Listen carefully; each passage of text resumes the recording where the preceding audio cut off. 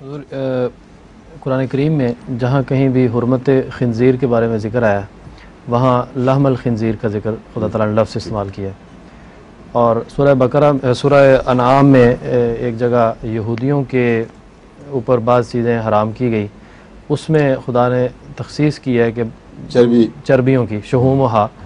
تو اس میں بعض دفعہ یہ سوال پیدا ہوتا ہے کہ کچھ کمپنیاں بسکٹس کی تیاری میں یا کیک کی تیاری میں چربی سور کی استعمال کرتی ہیں اور اوپر بعض دفعہ لکھا بھی نہیں ہوتا، تو اس کے متعلق کیا؟ جہاں لکھا نہیں ہوتا وہاں تو قصور ہی کوئی نہیں کسی کا. جی اس کو تو بھول ہی جائیں. ٹھیک ہے. جہاں لکھا ہوتا ہے وہاں ایک مسلمان جان بوجھ کر دیکھ کر کہ سور کی چربی ہے اس کو کھانے پہ آمادہ نہیں ہوتا. جی ورنہ پرانے فقہا نے یہ فتویٰ دیا ہوا ہے کہ اگر چربی جس میں گوشت کی آمیزش نہ ہو یا ہڈی ہو وہ حرام نہیں ہے. یہ آج کا فتویٰ نہیں، پرانے جو متقی تھے جورسٹ قانون دان ان اس زمانے میں ویسے اٹھائی ہیں. لفظ لحمہ پر غور کیا ہے، تدبر کر کے یہ فیصلہ کیا ہے کہ معلوم ہوتا ہے لحم کے اندر کوئی ایسی باتیں ہیں جس کے نتیجے میں انسانی کردار پر بد اثر پڑتا ہے. تو لحم کو چھوڑ دیا جائے اگر تو وہ چیزیں جو دراصل حقیقت میں وہ زندہ نظام کا کوئی واضح جز اپنے اندر نہیں رکھتے.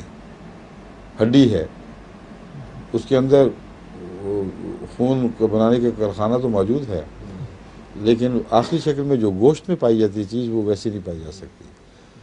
لیکن وہ جو خون والا حصہ ہے اس کو علماء نے لحم ہی میں شمار کیا ہے،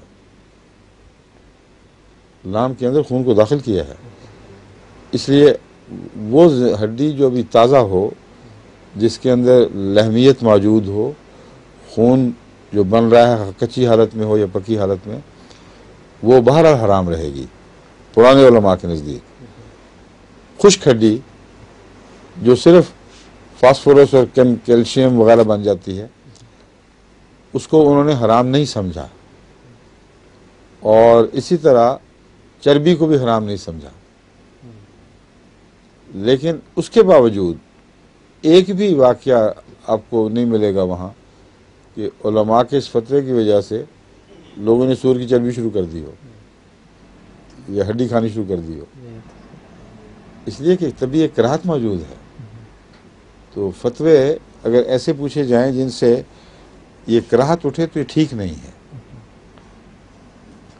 کراہت ہی اچھی ہے. یہ نفلی طور پر ان چیزوں سے باز رہنا آپ کو حرمت خنزیر کی حفاظت پر زیادہ آمادہ اور قوی کرے گا. سمجھیں؟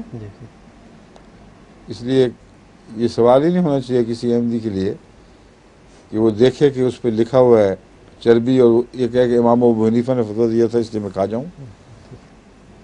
ایک مکروہ جانور کے ساتھ جو چیزیں لگ جاتی ہیں اس سے بھی کراہت ایک فطرت کا طبعی حصہ ہے.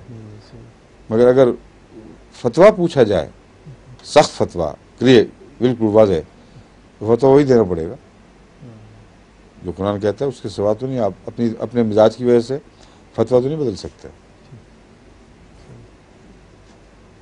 یہ طیبات کا مضمون شروع ہو جاتا ہے.